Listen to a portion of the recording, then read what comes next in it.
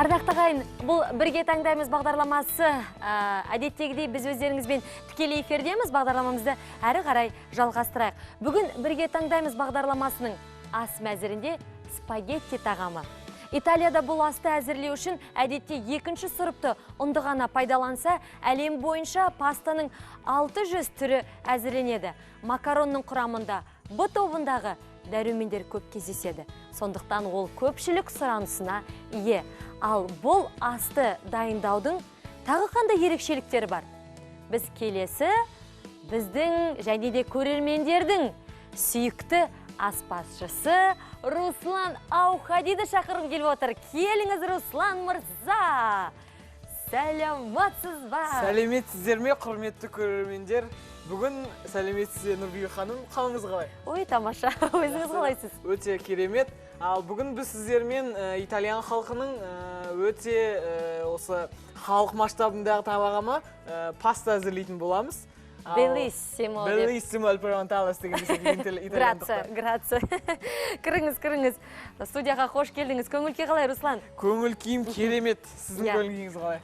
Тамаша. Руслан, енді мен айтып жатырмын, біздің көрермендердің тұрақты, біздің тұрақты аспазшымыз, және де көрермендердің сүйіктісіне айналған, бірге таңдаймыздың сүйікті аспазшысына айналған Руслан Аухади деп шақырып жатырмын. Бекерден де бекер емес. Сіз бағдарламаға бір келген кезде ерекше бір энергияңызбен айтады ғой, аурасы жеңіл адам деп. Ол бірден сезілетін болады. Бірінші күннен танысқаннан ақ Руслан өзінің нағыз хас шебер екенін мойындатқан болатын. Әлі де мойындатып келеді. Бүгін де мен ешқандай уайымдамаймын. Мен итальяндарша сөйлеп кеттім бұлай. Сіз итальян тамағын дайындайын деп жатқасын. Енді біз бүгін қалай деп аталады? Итальяндық паста, яғни бұл пастаның аты карбонара деп аталады. Паста карбонара бұл ең жеңіл және де ең, қалай айтсам, тез дайындалатын пасталардың бірі. Жалпы былай қарайтын болсақ, паста негізінен тез әзірленеді. Біз осы жерге ең басты бізде суымыз қайнап тұру керек. Міндетті түрде біздің суымыз жақында қайнауға. Яғни енді біз басты біздің тұздығымызға келеміз. Карбонара пастасында ең бастысы ол тұздығы болып келеді. Тұздығы жақсы болса, онда паста әрденесі деп айтамын. Муа болады, белиссимо болады. Белиссимо болады, иә? Ал енді ең бастысы бізге біздің неміз дайындаймыз. Белиссимо деген өте дәмді деген мағынаны білдіреді. Әрине, Италияда болған кезде де осы тағамды барлығы сүйіп жақсы көреді екен. Және де жаңағыдай пиццалар бар. Олар енді сондай өзі қызба халық. Жаңағыдай Миланда болған кезде Экспо 2015 былтыр, яғни сонда осы пастаның да түр-түрін, пиццаның да түр-түрін, олардың сондай тағамға деген барлығы сыртқа шығып отырып, тамақты бірге жейді екен. Сыртта отырып, жаңағы мен өзім таң қалдым. Отбасымен, достарымен улап-шулап, кәдімгідей біздің қазекеңдер сияқты, біздің кәдімгідей мына қарап отырған көрермендеріміз сияқты улап-шулап айқайлап отырып тамақ жейді екен. Бізге ұқсас бір қандары қызу сондай халық екен. Өзім таң қалдым. Және де маған өте қатты ұнады. Өзіңіз болдыңыз ба Италияда? Өзім жалпы болып көрмеген емеспін, бірақ болашақ мамандығымда болып көру міндетті түрде мақсатымда тұрған. Сіз енді барлық елге барып, олардың тағамдарын дәм татып, анау бір асханадағы қыр-сырымен танысып, әлбетте. Аспазшылармен танысып, бір былайша айтқан кезде алмасу керек сияқты. Жұмыс бабымен алмасу керек сияқты, Руслан. Әлбетте, онда енді аларызда. Және 5 жылдызға ие болу керек сияқты. Әлбетте ол енді жалпы менің ең басты мақсатымдағы мамандығымның бірі. Жалпы біздің бүгінгі пастамызға керек біздің өніміміздер, тағамдар.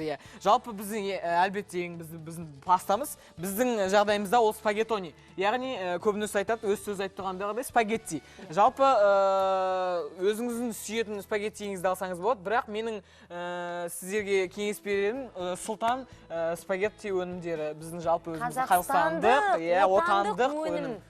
Содан кейін бізге халал ветчинасы керек, бізге шұжығы, пармезан сыры. Бұл пармезан сыры енді әркімнің өз несіне байланысты тағамына. Жалпы итальяндықтар бұл сырды әбден жақсы көреді. Осы сырмен жалпы осы сырға арнап өздерінің банкі да бар. Пармезан банкі деген де бар. Ірімшікті біздер Білесің бе, Руслан, біз үйде де жасаймыз осы ірімшікті. Ірімшікті көбінесе енді өзім мамандығым оның нем жоқ.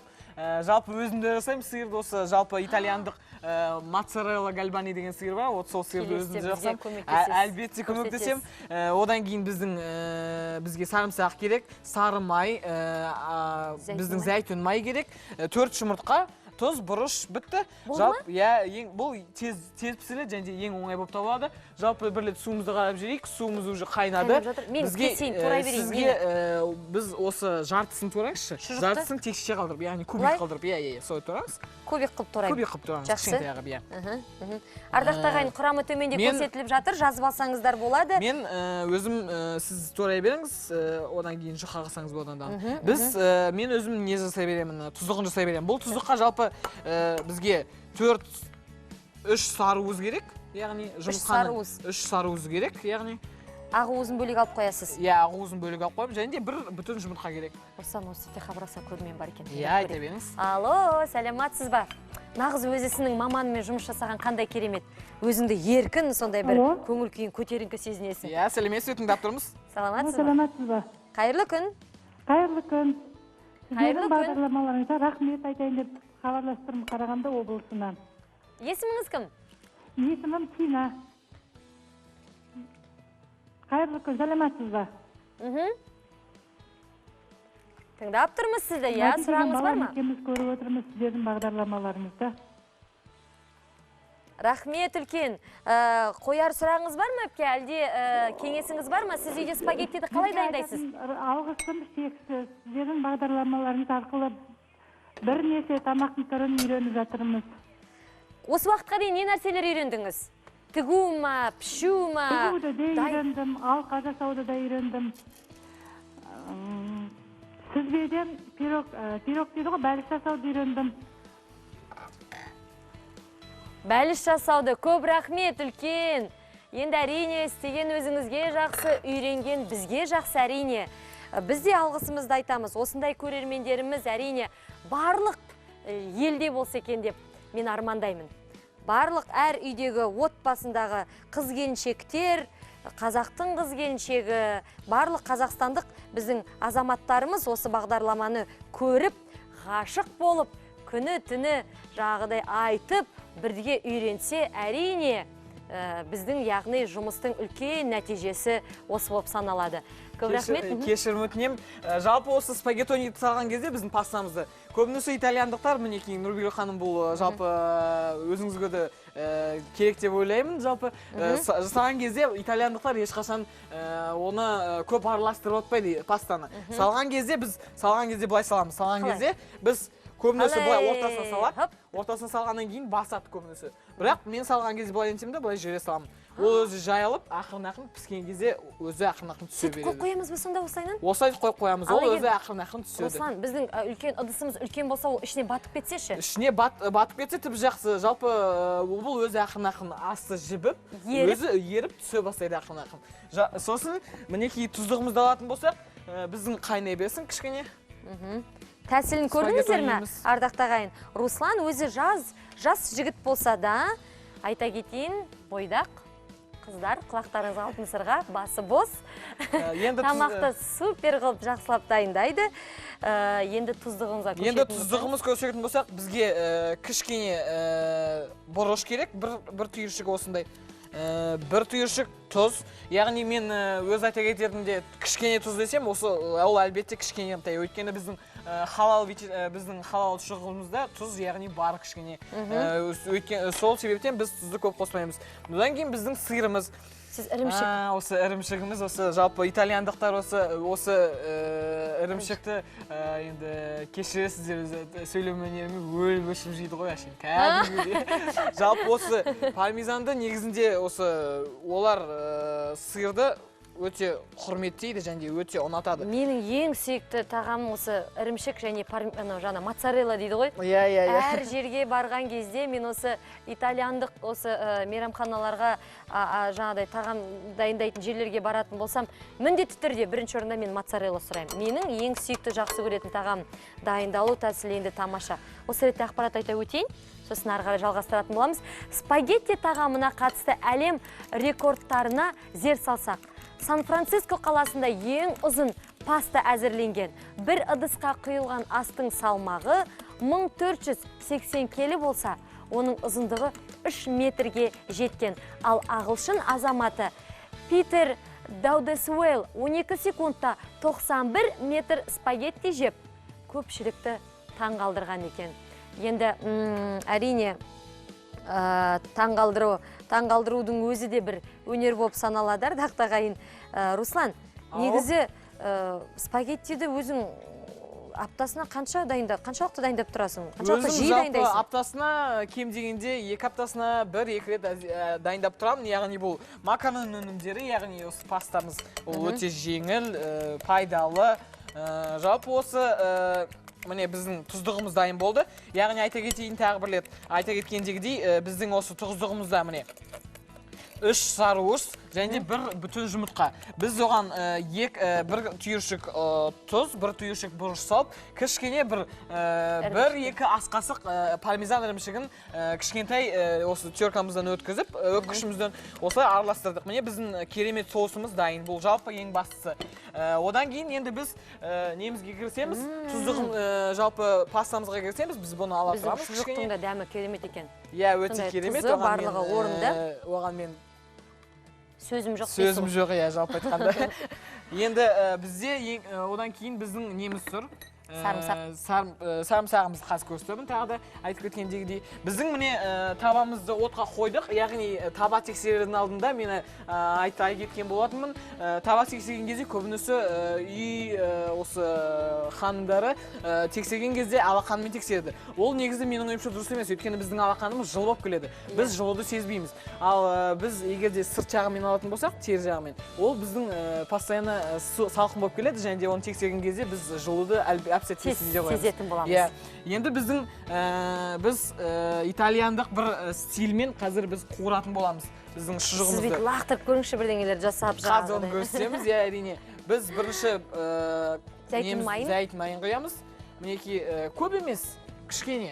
Одан кейін біз кішкене неміз саламыз. Үйдің де сарымайын салғыса бола ма? Үйдің сарымайын да салғы болады. Бірақ мен өзім кеңес бермеймін, яғни неге? Көбінісі осы дүкеннің сарымайын салып атады. Бірақ егерде шығатын неңіз болмаса, мүмкіндігіңіз болмаса, онда әлбетте салуға болады. Біз салдық. Мекеңіз май көп керек емес, бізде май кішкене ғана алдық. Енді біз біздің немізге, тағамымызға, пастамызға бір ерекше бір дәм, бір ерекше бір түйіршік, бір изюминка дейді ғой орыстар. Сондай бір беру үшін, бір қысқаша бір эффект беру үшін біз біздің сарымсағымызды алып, бұлай еземіз. Спецэффект дегендей. Бұлай еземіз сарымсағымызды. Яғни одан кейін оны ақырын алып біз сала-саламыз. Руслан тамақтағанда мен өзім ырза болып тұрам. Көріп отырсаңыздар, сондай бір әлі тағам дайын болған жоқ, бірақ тамақтың дайындалу тәсілі де ерекше. Бірден бір тәбетіңді ашады. Өздеріңіз көріп отырғандай, тіпті жемей-ақ тойып қалуға болады. Өздеріңіз көріп отырсыздар, оған ардақтағайын. 553776 біздің байланыс нөміріміз. Тағамға байланысты сұрақтарыңыз болса хабарласыңыздар. Енді біз өзіміздің хабарласқан көрмейін бар ке. Жақсы. Алло, сәлеметсіз бе? Тыңдап тұрмыз.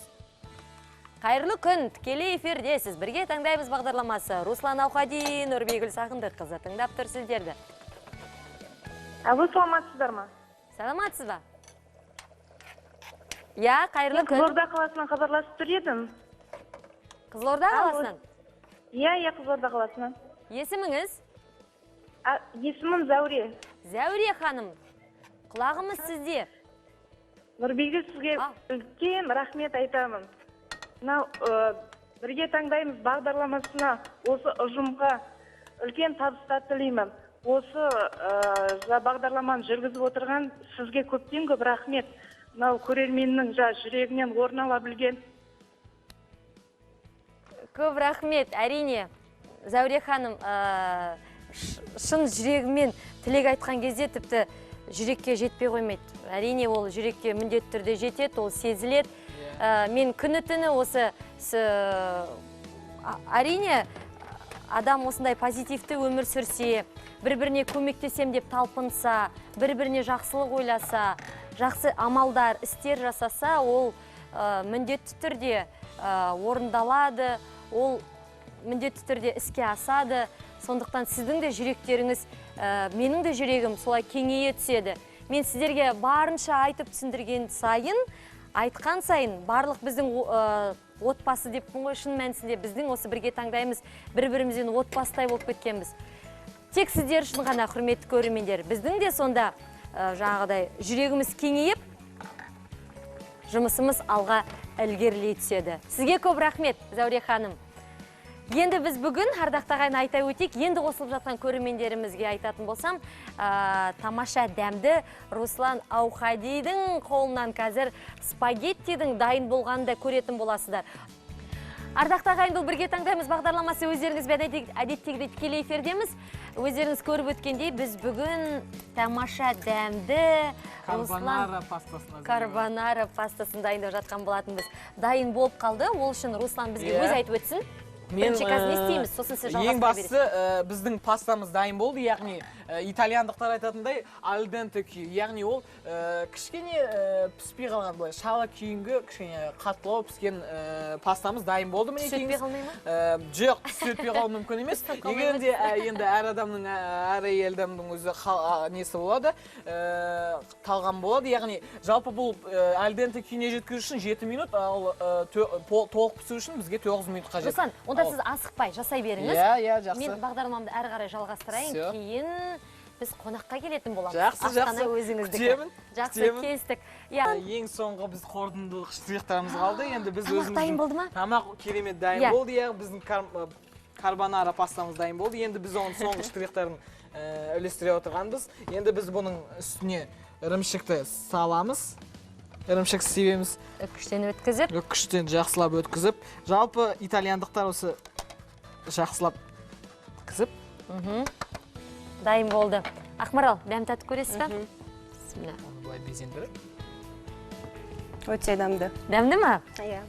Кішкене қара бұрыш істеу. Руслан мырза, 5.